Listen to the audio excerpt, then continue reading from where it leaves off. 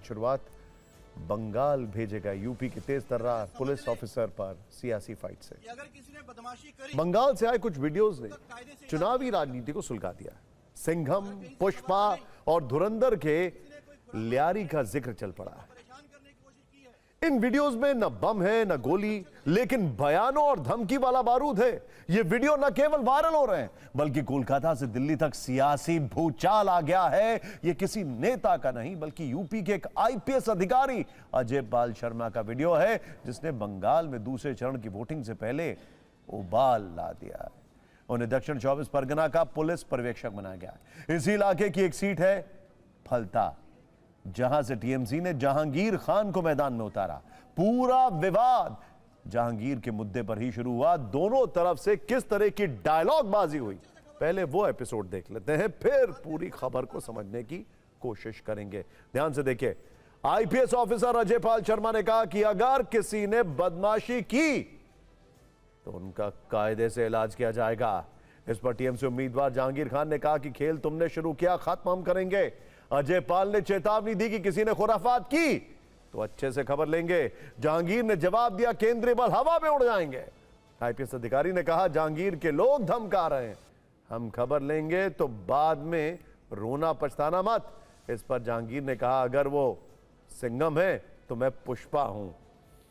एक बार दोनों की जुबानी फायरिंग सुन लीजिए, फिर आपको आगे की हाईलाइट सिखाते हैं।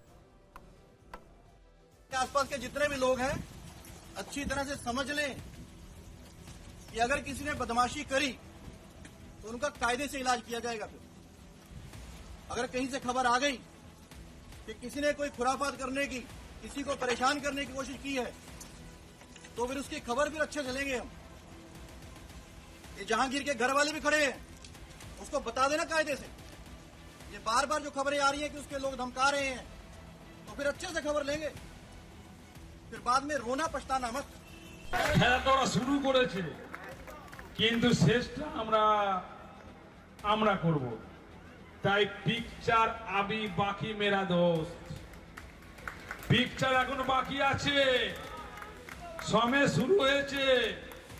তোমরা ভাবছো নিজেকে কয়েকটা সিআরপিএফ নিয়ে বড় বড় বাতালা দিচ্ছ, কিন্তু আজকের বঙ্গনগর 1 নম্বর অঞ্চলে মানুষ যদি হেঁটে যায় না, সিআরপিএফ হাওয়ায় উড়ে যাবে।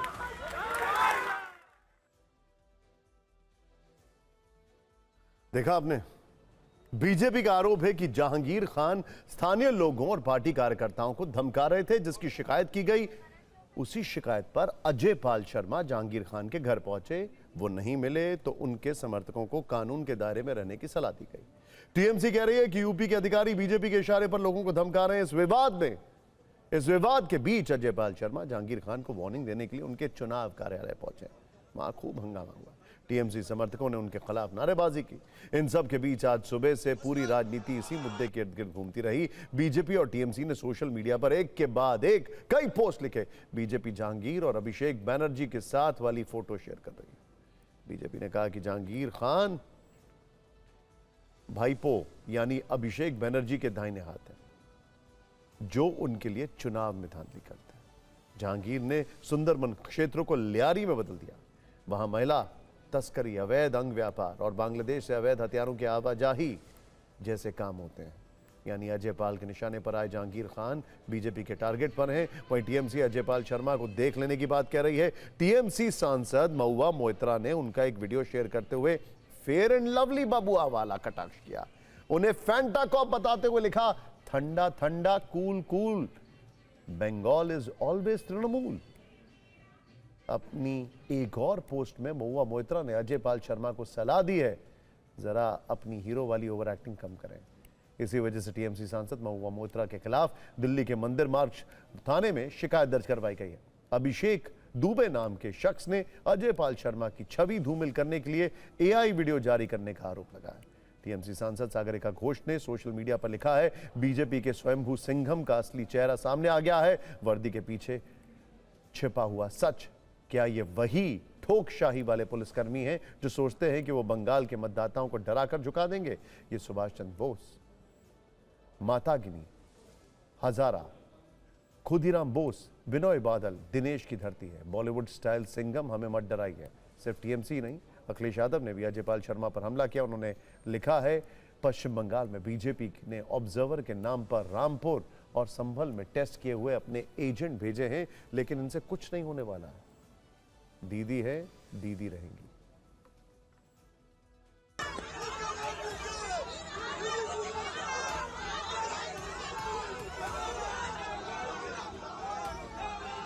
आप जो ये गैर कानूनी काम कर रहे हैं, मैं आपको इतना बता देना चाहता हूं, 4 तारीख रिजल्ट निकलने के बाद आप जहां भी भाग जाएं, आप छुप नहीं पाएंगे। आपको ऐसा लगता होगा कि हम एक दूसरे राज्य से आए हैं, वहां पर हम चले जाएंगे और मेरा बीजेपी का मालिक मुझे बचा लेगा, और आपको घसीट के कोर्ट में लाया जाएगा, जहां पर कानून सख्त से सख्त कार्रवाई आपके खिलाफ करेगी। क्या आपको दिखाई नहीं देता कि इलेक्शन कमीशन के परिवार के लोग कहाँ पोस्ट हो रहे हैं? क्या परिवार से संबंध नहीं होगा तो डीजीपी बन जाओगे आप?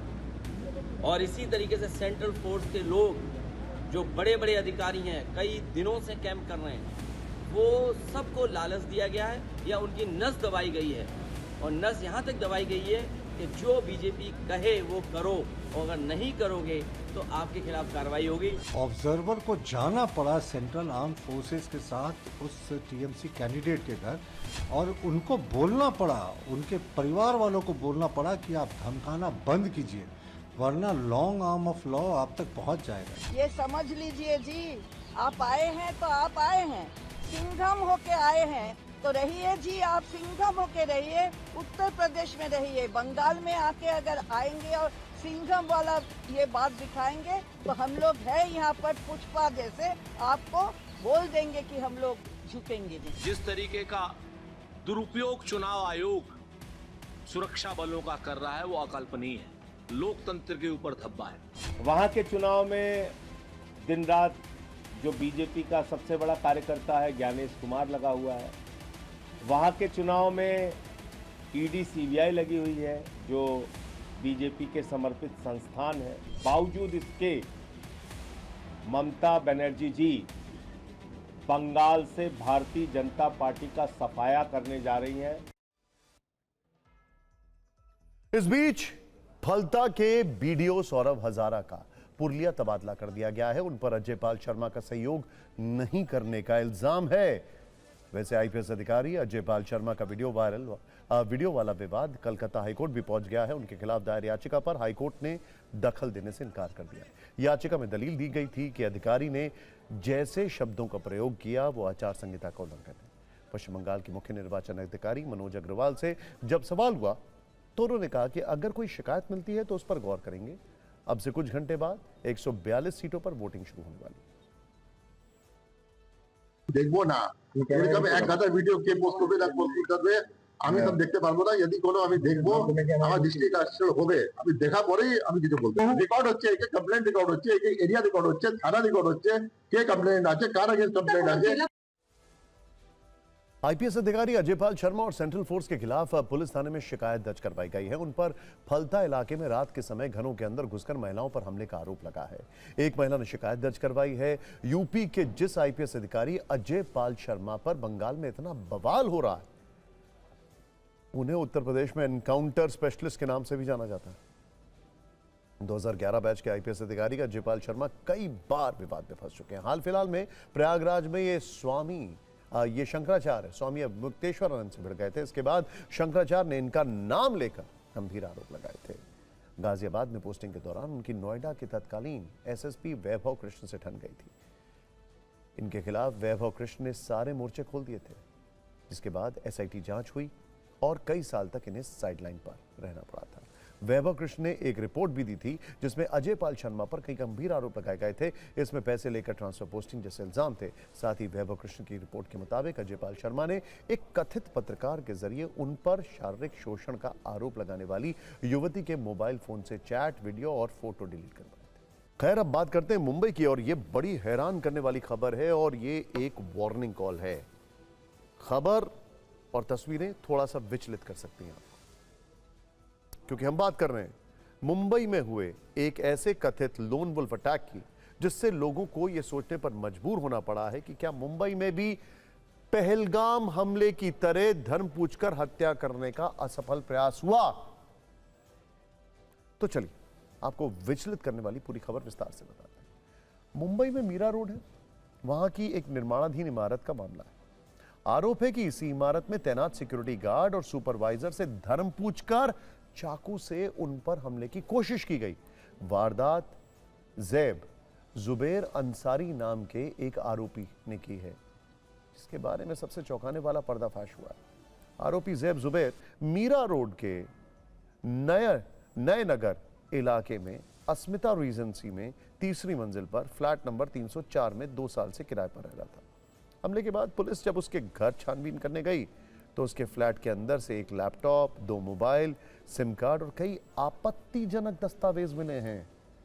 दस्तावेज के कुछ पन्नों पर ISIS, लोन वुल्फ, जिहाद और गाजा लिखा हुआ मिला है। मोबाइल से ISIS से जुड़े टेरर वीडियो वाले कंटेंट भी पाए गए हैं। मुंबई पुलिस और सीएम देवेंद्र फडणवीस के मुताबिक वो कट्टरपंथ की ओर झुकाव रखता था। उसके मन में जिहाद के नाम पर हिंदू समुदाय के लोगों पर हमला करने का विचार था, जिसके चलते उसने ये हमला किया। एक बार सुनते हैं मुख्यमंत्री ने क्या बताया, फिर इस हमले की में दर्ज FIR पर भी गौर करेंगे। उसमें पीड़ित गार्ड ने उस रात का पूरा खौफनाक सीन बताया है, जो कि वाकई में परेशान करने वाला है।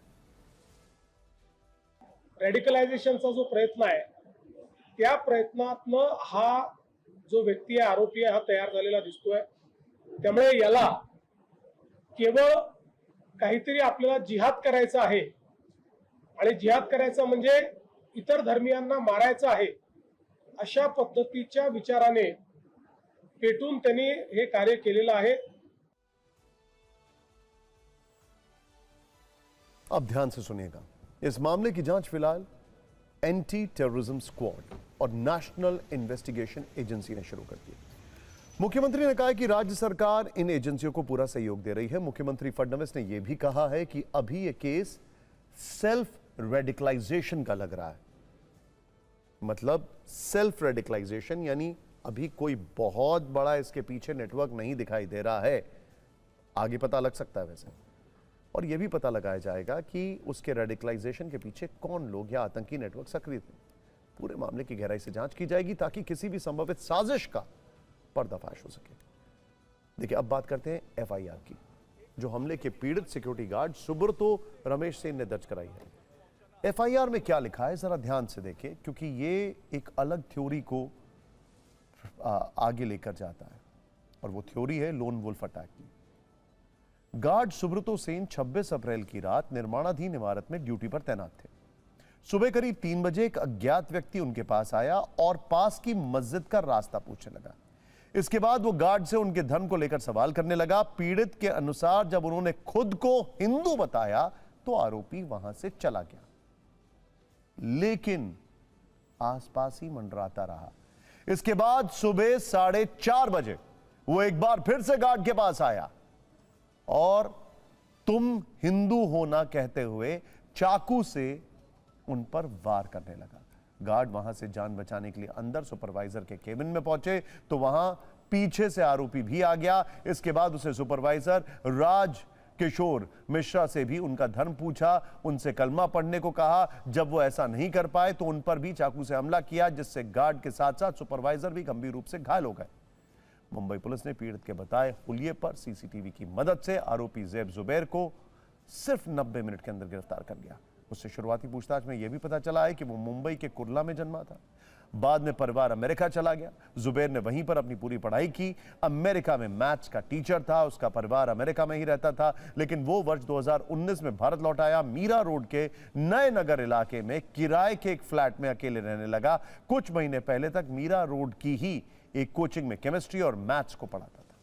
जिस अस्मिता रीजेंसी में वो रह रहा था, वहां हमारे सहयोगी जयप्रकाश सच जानने के लिए, पूरी डिटेलिंग के लिए पहुंचे। उन्हें जैब जुबैर के बारे में यह भी पता चला कि वो सोसाइटी के लोगों से बात तक नहीं करता था। TV9 की टीम को वहां जुबैर के बारे में और क्या कुछ चौंकाने वाली डिटेल्स पता लगी, आपको जरूर देखनी चाहिए रिपोर्ट।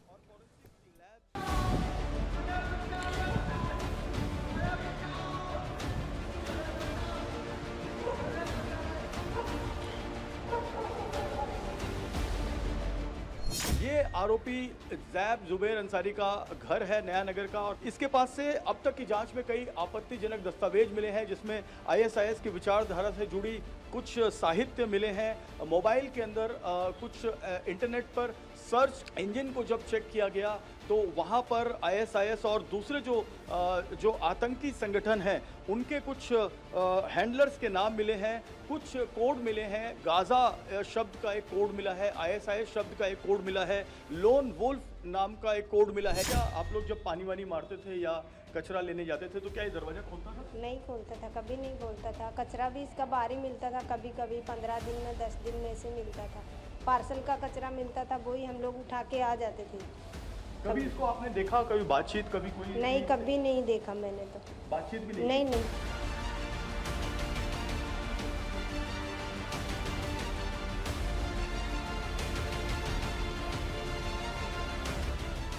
मेरी मांग यही है कि जो पहलगाम में हमला हुआ, उस हमले से प्रेरित होकर ये हमला हुआ है मीरा रोड नया नगर में, तो इसमें कड़ी से कड़ी कानूनी कार्रवाई हो और जो जिसने भी ये किया उसका इनकाउंटर हो। हमारी मांग यही है। कोई भी क्रिमिनल का कोई मजहब नहीं होता, उसे किसी मजहब के साथ मत जोड़िए। उसने किस पर हमला किया वो एक अलग मजहब का है। इस तरह से कम्युनल हार्मनी को डिस्टर्ब करने वाली बातें कोई ना करें। शहर में सभी समाज के लोग रहते हैं और अलग अलग टाइम पर अलग अलग प्रकार के क्राइम शहर में होते रहते हैं। उन सुरक्षा कर्मी को जो आतंकवादी जिहादी दैब जुबैर अंसारी कहता है कि कलमा पढ़ो अन्यथा हत्या करूंगा, उनके ऊपर चाकू से वार किया। ये इस प्रकार के जो आतंकवादी जिहादी मूवमेंट के द्वारा हिंदुओं में डर भीति फैलाने का प्रयास। आरोपी ज़ैब जुबैर के बारे में यह भी पता चला है कि वो मीरा रोड की कोचिंग में 9वीं और 10वीं क्लास के छात्रों को मैथ्स और केमिस्ट्री की कोचिंग देता था, जिसके बाद एनआईए यह भी पता लगा रही है कि क्या ज़ैब जुबैर अपनी तरह इन बच्चों को भी मजहब के नाम पर रेडिकलाइजेशन तो नहीं कर रहा था। टेरर एंगल से जांच की जा रही है। आगे और ज़्यादा चौंकाने वाली बातें पता चल सकती हैं और इस केस में सबसे हैरान करने वाली बात यह है कि ये इंसान अकेला रहता था, यानी कोई भी आसपास इसके पर्सनल टच नहीं है। यानी कि ये एक अलग किस्म का केस भी हो सकता है जो आमतौर पर अभी अमेरिका और यूरोप में देखने को मिल रहा है। अब भारत में हवाई यात्रा करने वाले लोगों से जुड़ी फिक्र की खबर। अगर आप फ्लाई करने वाले हैं बाहर कहीं तो हम तो ये भी नहीं कह सकते कि तुरंत फ्लाई कर जाइए। भाई जाएंगे तो तभी ना जब जाना होगा, लेकिन हाँ अपना खर्चा थोड़ा बढ़ाने के लिए तैयारी कर लीजिए, क्योंकि ये जो खबर है इसका कनेक्शन अमेरिका ईरान युद्ध से है, भारत में बढ़ती महंगाई से भी है। बड़ी खबर यह है कि एयर इंडिया, इंडिगो और स्पाइस जेट ने चेतावनी दी है कि तेल की बढ़ती कीमतों के कारण देश में एयरलाइंस उद्योग ठप हो सकते हैं। एयर टर्बाइन फ्यूल की बात कर रहे हैं, ETF. The federation of Indian airlines FIA ने नागरिक उड्डयन मंत्रालय को इस संबंध में एक पत्र लिखा है, जिसमें FIA की ओर से बयान जारी हुआ है कि मौजूदा ईंधन दरों के कारण घरेलू और अंतर्राष्ट्रीय उड़ान संचालन गंभीर रूप से प्रभावित हो रहा है। बाय द वे ये तब लिखा गया है जब ऑलरेडी सरकार की तरफ से इनको मदद दी गई है काफी एक्सटेंट तक। खैर, कई एयरलाइंस के सामने ऑपरेशंस को बंद करने जैसी स्थिति बन सकती है। पश्चिम एशिया में युद्ध के कारण कच्चे तेल और ATF यानी एविएशन टर्बाइन फ्यूल की कीमतों में भारी उछाल आया। आपको पता होगा ATF क्या होता है, हम आपको बता देंगे। इससे एयरलाइंस की लागत तेजी से बढ़ गई है। संगठन का कहना है कि विमानन कंपनियों के कुल परिचालन खर्च का लगभग 40% हिस्सा ATF का ही होता है, जो बढ़कर 55 to 60% तक पहुंच गया है। इससे विमानन कंपनियों की वित्तीय स्थिति बेहद कमजोर हुई है। हालांकि आपको बताना चाहेंगे डोमेस्टिक रूट पर इसको इतना नहीं बढ़ने दिया गया है सरकार की तरफ से, यह आपको डिस्क्लेमर देना जरूरी है। अप्रैल 2026 में घरेलू उड़ानों के लिए ATF की कीमत में प्रति लीटर 15 रुपए की वृद्धि सीमित रखी गई, लेकिन अंतर्राष्ट्रीय उड़ानों के लिए यह बढ़ोतरी 73 रुपए प्रति लीटर तक पहुंच गई है, जिससे संचालन घाटे में चल रहा है। मतलब 1 किलो लीटर की जो कीमत है वो करीब 2 लाख के ऊपर जा चुकी है एयर टर्बाइन फ्यूल की, यह आपको बताना जरूरी है। FIA ने राहत पाने के लिए केंद्र सरकार से 3 प्रमुख मांगे रखी। पहला, पहले से तय फॉर्मूले के हिसाब से क्रैक बैंड को फिर से लागू करना। क्रैक स्प्रेड का मतलब होता है वो मार्जिन जो रिफाइनरी कच्चे तेल को तैयार उत्पाद में बदलने से कमाती है। दूसरा, एटीएफ यानी एविएशन टरबाइन फ्यूल पर एक्साइज ड्यूटी को कुछ समय के लिए स्थगित करना। घरेलू उड़ानों के लिए एटीएफ पर मौजूदा एक्साइज ड्यूटी अभी 11% है। सरकार ने यह ड्यूटी हटाई तो कंपनियों को राहत मिल सकती है। और तीसरा, दिल्ली, मुंबई, चेन्नई जैसे प्रमुख हवाई अड्डों वाले राज्यों में वैट को भी कम किया जाए। इससे भी संकट को कुछ हद तक टाला जा सकता है, क्योंकि अगर राहत जल्द नहीं मिली तो एयरलाइंस को उड़ानों की संख्या घटानी पड़ सकती है। सोचिए सब कब हो रहा है, मैं आपको बताने वाला हूं एक फैक्ट जो आप सुन के हैरान हो जाएंगे। खैर, नेवरदलेस, और एटीएफ की कीमतों में असंतुलन जारी रहने के कारण कई विमानों को ग्राउंड भी करना पड़ सकता है। यह निश्चित ही फिक्र करने वाली बात है। महंगाई की ओर एक इशारा है और अब इसी महंगाई पर सियासत तेज हो चुकी है। आज शाम को लोकसभा में नेता विपक्ष राहुल गांधी ने एक्स पर एक पोस्ट लिखा, चुनाव की राहत खत्म, महंगाई की मार अब शुरू होने वाली है। 29 अप्रैल के बाद सावधान हो जाइए, पेट्रोल, डीजल सब कुछ महंगा हो जाएगा। जब तेल सस्ता था मोदी सरकार ने मुनाफा कमाया, अब जब तेल महंगा है तो इसका बोझ आप पर डाला जाएगा। सस्ते की लूट मचाती सरकार, जनता को बस महंगाई की मार। राहुल गांधी के इस आरोप पर सरकार ने अभी तक जवाब नहीं दिया, लेकिन एफआईए की चिट्ठी पर जवाब जरूर दिया जाना चाहिए, जिससे हवाई यात्रा पर संकट ना आए। और आपको यह बताना बहुत जरूरी है कि already Air India Express, IndiGo, Akasa Air, Cathay Pacific, HK Express, Air France, इन सभी लोगों ने फ्यूल सरचार्ज के लिहाज से टिकट फेयर बढ़ा दिया है। वो भी तब जब डोमेस्टिक रूट्स पर अभी भी सरकार की तरफ से कोशिश की जा रही है कि इनके ऊपर लोड ज्यादा ना आए।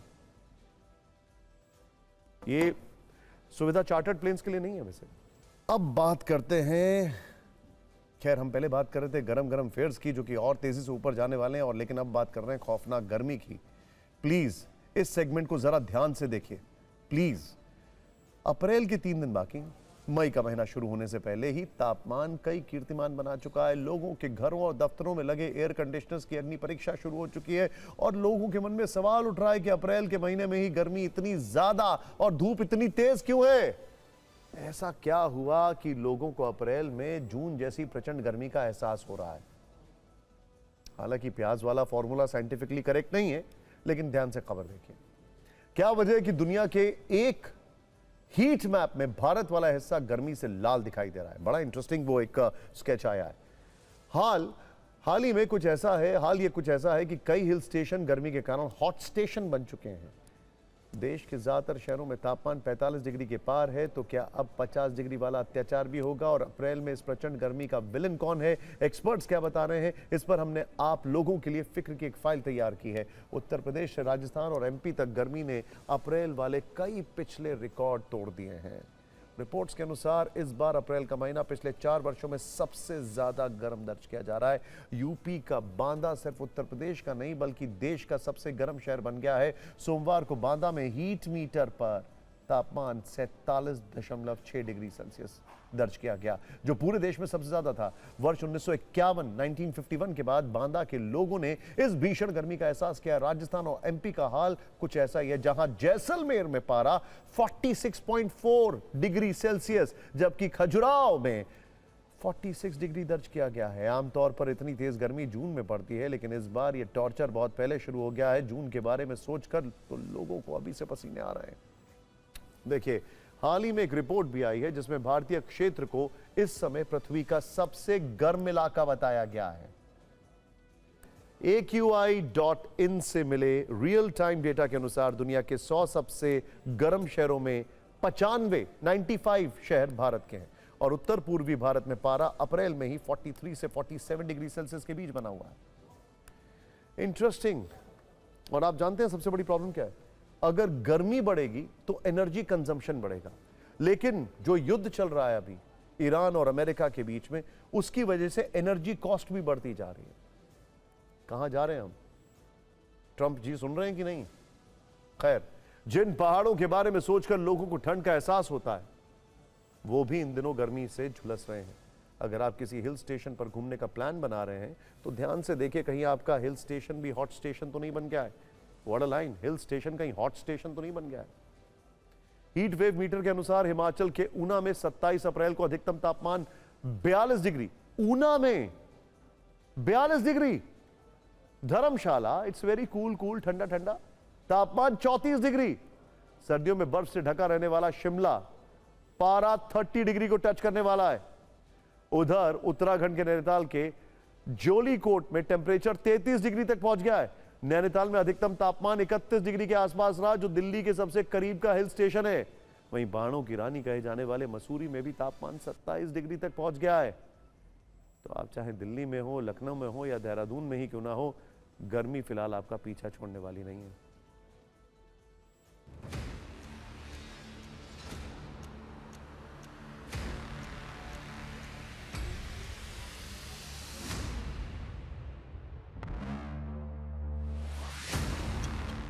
गर्मी के त्योहार सुबह से सूर्य देव ने अपने देखे त्योहार शुरू कर दिए है। लगभग यहाँ का तापमान अभी 45 से 48 डिग्री पड़ रहा है। जहाँ तक अनुमान लगा जा रहा है कि लोग बोल रहे हैं कि पिछले साल 55 डिग्री यहाँ तापमान रहा था, इस बार भी 55 से अधिक होने की संभावना है। इसके अंदर एक भय सता रहा है कि इस भीषण गर्मी को देखते हुए कहीं कोई महामारी या हैजा नहीं फैले। सभी ने अपने बच्चों को, परिवारजनों को ये हिदायत दे रखी है कि अपना नियमित सुबह 12 बजे तक का काम निपटा के और उसके पश्चात शाम को तो नियमित कार्य 6 बजे के पश्चात ही करें। गर्मी इतनी भयंकर हो चुकी है, आज 46 डिग्री से बढ़ करके आने वाली समय ऊपर जाने वाली है। ये घातक है आम जन के लिए, गर्मी का प्रकोप बढ़ रहा है। अब सवाल आता है कि आखिर इस बार सूरज ऐसा सितम क्यों ढा रहा है? अप्रैल में जलाने वाली गर्मी का विलन कौन है? इस पर मौसम वैज्ञानिकों का तर्क आपको बताते हैं। पहला जवाब एल नीनो, जो पृथ्वी की सबसे बड़ी जलवायु लहरों में से एक है। एल नीनो की स्थिति तब बनती है जब प्रशांत महासागर की सतह का पानी सामान्य से ज्यादा गर्म हो जाता है। सामान्य दिनों में हवा पूर्व से पश्चिम की ओर चलती है, लेकिन जब एल नीनो आता है तो हवा उल्टी दिशा में चलने लगती है। इससे पूरी दुनिया की हवा और बारिश का पैटर्न बदल जाता है। दूसरी वजह हीट डोम को बताया जा रहा है, जब वायुमंडल में ऐसे दूसरी वजह हीट डोम को बताया जा रहा है, जो जब वायुमंडल में ऐसे अदृश्य गुंबद जैसी स्थिति बन जाती है जिसमें गर्म हवा एक जगह कैद हो जाती है। हीट डोम की स्थिति में गर्म हवा बाहर नहीं निकल पाती है, और जब यह गर्म हवा एक जगह रुक जाती है तो तापमान लगातार बढ़ता जाता है। और शहरों में तेजी से तापमान बढ़ने की एक वजह अर्बन हीट आइलैंड भी माने जा रहे हैं। जब शहरों में शीशे और स्टील के इस्तेमाल से कंक्रीट बिल्डिंग खड़ी हो जाती है, जिसे हम कंक्रीट जंगल्स कहते हैं, फिर इन्हीं बिल्डिंग में लगे एसी से गर्मी निकलती है। गर्मी बढ़ाने का काम वो सड़कें भी करती हैं जो कंक्रीट से बनी होती हैं। साथ ही वाहनों की गर्मी, आबादी का ज्यादा घनत्व, हरियाली का कम होना और जलाशयों का दायरा घटना भी इसमें बड़ी भूमिका निभाते हैं। और नतीजा ये होता है कि ग्रामीण क्षेत्रों की अपेक्षा अर्बन हीट आइलैंड में पारा 5 से 7 डिग्री तक ज्यादा हो जाता है। हम आपको इस गर्मी पर अब सवाल जवाब वाली एक रील दिखाते हैं। पश्चिमी विक्षोभ के कारण जो वेस्टर्न डिस्टर्बेंस जिसको हम बोलते हैं, उनकी थोड़ी कमी है और उसके कारण मैदानी भागों में उसका असर देखने को नहीं मिल रहा। उसके अलावा इसका दूसरा कारण है कि हीट डोम एक ऐसी कंडीशन बन जाती है, व्यवस्था बन जाती है, जिसके कारण एक स्पेसिफिक रीजन पे लंबे समय के लिए तापमान बढ़ जाते हैं। पर इस पर पैटर्न अलग है। वो अलग पैटर्न क्यों है, वो मैंने जैसे आपसे पहले भी बताया कि वो हीट डोम के कारण शिफ्ट हो गई हुई हैं पॉकेट्स। ये ऐसे चेंज हैं जो लंबे समय तक चलेंगे। ऐसा नहीं है कि मोमेंटरी है कि एक थोड़ी देर के लिए हुआ और उसके बाद में नॉर्मल स्थिति बन जाएगी। हो सकता है ऐसा ना हो, ये न्यू नॉर्म्स होंगे, नए तरह के वेदर पैटर्न होंगे। माउंटेन्स अगर मैदानी भागों में गर्म परिस्थितियां बन जाती हैं, गर्मी होती है, तो हवा के माध्यम से वो गर्मी पहाड़ों पर भी ज़रूर जाएगी। तो ऐसा कोई उसमें कोई स्टॉप नहीं है कि केवल मैदानी भागों तक रहेगा उसका असर। इमारतें बनेंगी, कंक्रीट जितना स्ट्रक्चर ज़्यादा होंगे वो उतनी हीट को सोक करेंगे, उसको उतना ही एब्जॉर्ब करेंगे, और वही हीट जब एब्जॉर्ब होगी तो एमिट भी होगी। अब देखिए आयरनी, विरोधाभास, विडंबना क्या है। इस वक्त उत्तर भारत गर्मी से झुलस रहा है, जबकि चीन भीषण बाढ़ की चपेट में हैं। भारत के लोग गर्मी के कारण घरों से बाहर निकलने में डर रहे हैं, जबकि चीन के ग्वांशी प्रांत में बारिश के बाद बने बाढ़ के हालात ने लोगों को डरा दिया। ये देखिए जरा, चीन से जो तस्वीरें आ रही उनमें उन्हें देखकर आप भी चौंक जाएंगे। इस भीषण बाढ़ पर हमने एक वीडियो फाइल तैयार की है।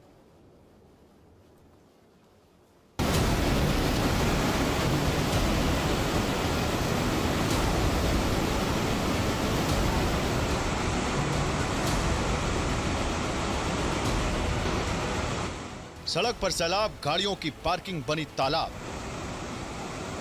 चीन के दक्षिणी प्रांत ग्वांशी में चंद घंटों की बरसात के बाद हालात बिगड़ गए। शहर की तमाम सड़कों पर पानी भर गया और सैकड़ों गाड़ियां उस पानी में डूब गई।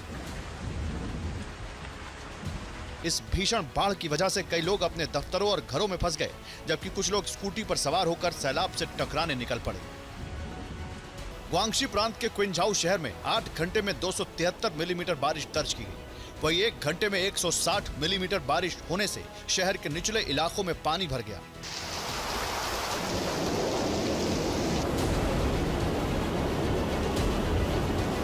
सड़कें नदियों में तब्दील हो गईं और गाड़ियां मछलियों की तरह तैरती नजर आईं। इस जोरदार बारिश के कारण वहां के तमाम स्कूलों को बंद करना पड़ा और स्थानीय प्रशासन ने बारिश के पानी की निकासी होने तक लोगों से सुरक्षित जगहों पर रहने की अपील की। साथ ही रेस्क्यू ऑपरेशन के लिए कई टीमें बनाई गईं और प्रभावित इलाकों में भेजा गया। ग्वांशी प्रांत के हालात अभी सुधरे नहीं हैं और मौसम विभाग ने बाकी प्रांतों के लिए भी चेतावनी जारी कर दी। चीन के मौसम विभाग के मुताबिक हेबेई, लियाओनिंग, शैंडोंग और बीजिंग में जोरदार बारिश के साथ तेज हवाएं चलने का अनुमान है। इस दौरान हवा की रफ्तार 90 से 100 किलोमीटर प्रति घंटा तक हो सकती है। आपको बता दें कि चीन में भारी बारिश की मुख्य वजह तेज गर्मी के कारण वातावरण में ज्यादा नमी का होना है। चीन का दक्षिणी भाग जैसे ग्वांशी समुद्र के करीब है, जहां नमी आसानी से पहुंचती है। बादलों की यही नमी इस बार वहां कहर बनकर बरसी है।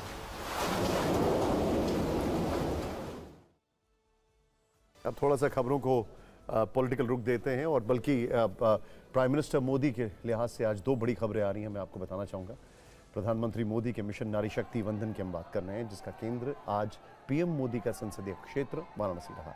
पीएम मोदी ने काशी में लगभग 6,350 करोड़ रुपए की 163 परियोजनाओं का उद्घाटन और शिलान्यास किया। पीएम मोदी 2 दिन के दौरे पर काशी में हैं। पीएम मोदी महिलाओं के बीच खुली जीप में सवार होकर पहुंचे। विकास परियोजनाओं की बात करें तो पीएम मोदी ने 3 बड़े प्रोजेक्ट का शिलान्यास किया, जिसमें 2600 करोड़ रुपए की लागत से बने 1047 मीटर लंबे रेल सड़क सिग्नेचर ब्रिज अहम है। इसके अलावा 500 बेड के सुपर स्पेशलिटी हॉस्पिटल की आधारशिला रखी। इसकी लागत करीब 315 करोड़ रुपए। पीएम मोदी ने महिला आरक्षण को लेकर विपक्ष पर प्रहार भी किया। अपने संसदीय क्षेत्र में पीएम मोदी ने देश की महिलाओं को संदेश दिया। उन्होंने कहा कि महिलाओं के आरक्षण के लिए कोई कसर नहीं छोड़ेंगे। कांग्रेस, टीएमसी और समाजवादी पार्टी ने एक बार फिर महिलाओं के साथ छल किया।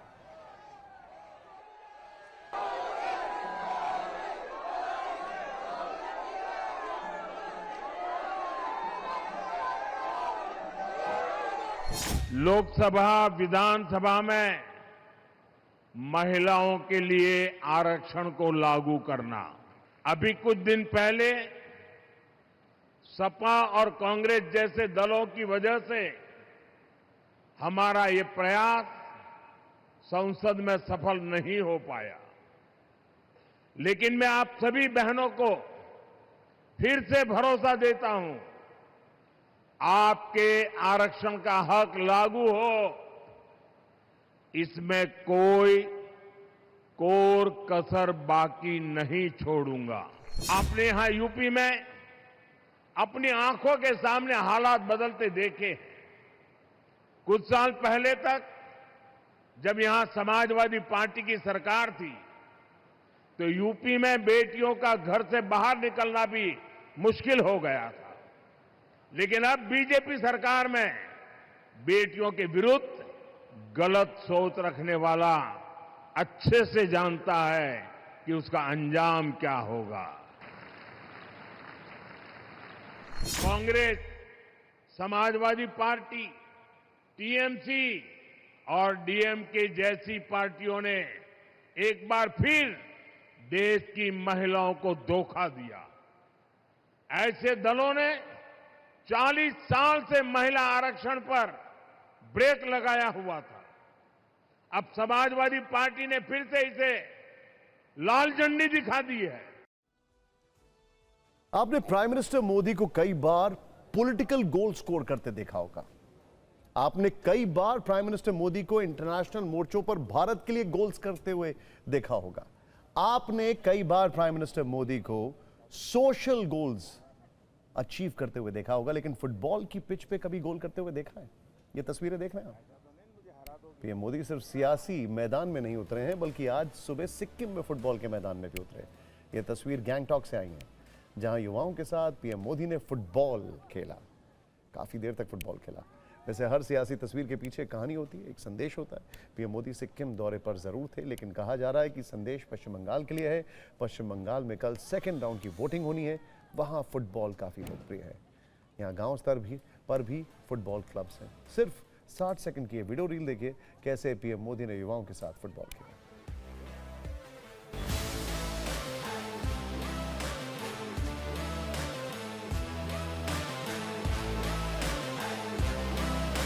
ये है आपकी ताकत है। आज मुझे क्या सिखाएंगे आप लोग? ऐसा तो नहीं मुझे हरा दोगे।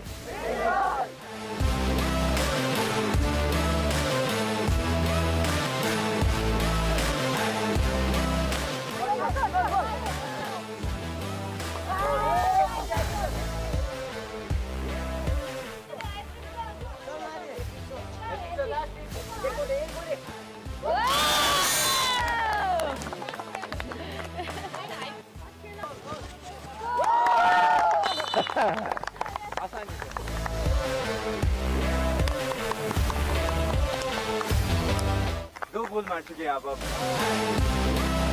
कमान फिर से एक हैट्रिक हो जाएगा सर।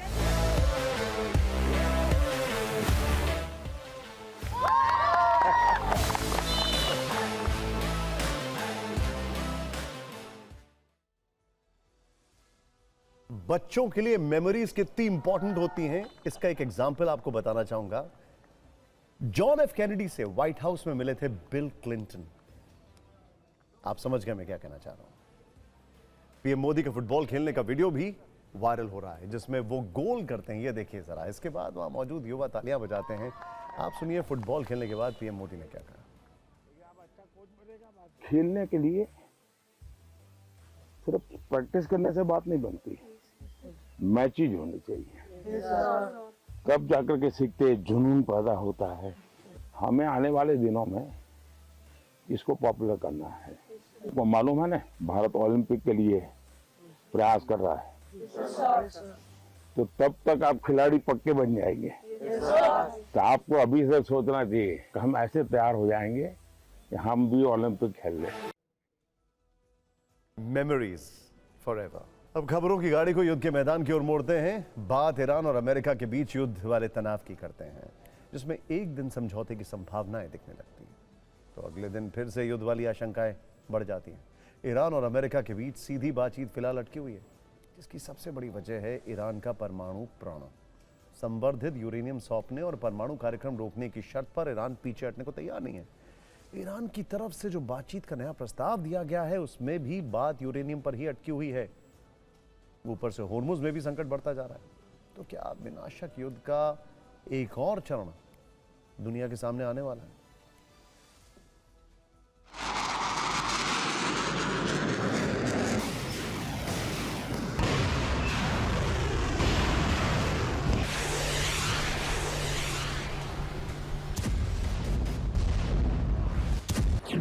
क्या ईरान का समंदर फिर से लाल होने वाला है?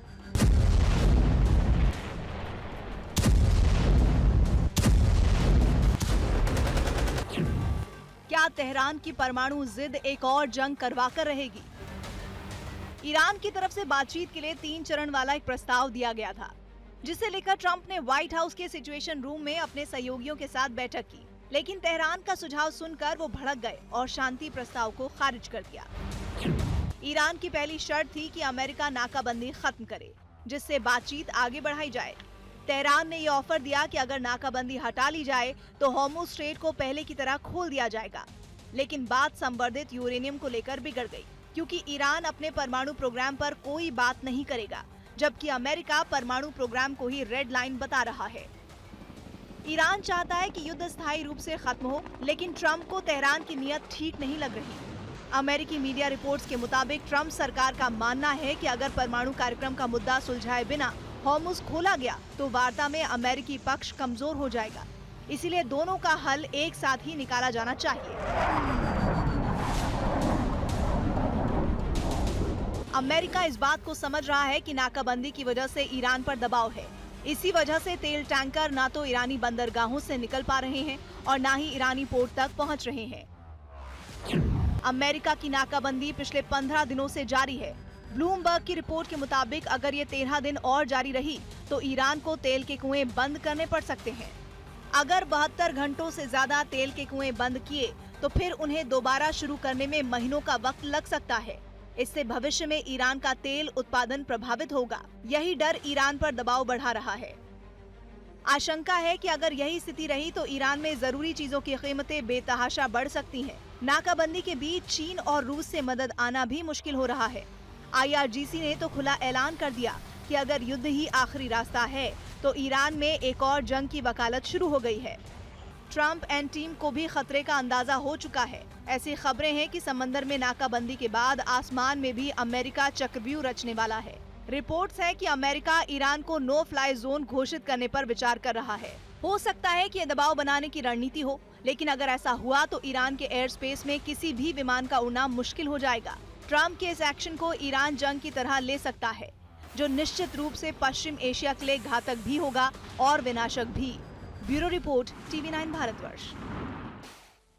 अब पाकिस्तान की बात करते हैं, जो इन दिनों शांति दूत होने का नाटक कर रहा है। ये साबित करने में लगा है कि आतंकवाद से उसका लेना देना नहीं है, वो दुनिया में सिर्फ अमन का पैरोकार है। लेकिन पाकिस्तान का ये शांति दूत वाला मुखौटा एक बार फिर से उतर चुका है। उसका फरेब अफगानिस्तान में मिसाइल हमले के बाद सबके सामने। ये अफगानिस्तान में पाकिस्तान का नया नरसंहार है। मुनीर का मिसाइल हमले से प्रहार है। अफगानिस्तान के कुनार शहर को टारगेट बनाया गया है। रिहायशी इलाकों में चीख पुकार है। पाकिस्तान ने अफगानिस्तान पर फिर से हमला किया। अफगानिस्तान की कुनार यूनिवर्सिटी पर बमबारी की। पाकिस्तानी हमले में 7 लोगों की मौत हो गई, 85 लोग घायल हो गए। हमले के बाद कुनार यूनिवर्सिटी के हॉस्टल से छात्र बेतहाशा भागते दिखे। बमबारी से हॉस्टल की इमारत तबाह हो गई। दीवारों पर मोर्टार शेल के निशान दिखाई दिए। पाकिस्तान के हमले में कई गाड़ियों को भी नुकसान पहुंचा है। हमले की वजह से खिड़कियों के कांच टूट गए हैं। मोर्टार से जमीन पर जगह जगह गड्ढे दिखाई दिए।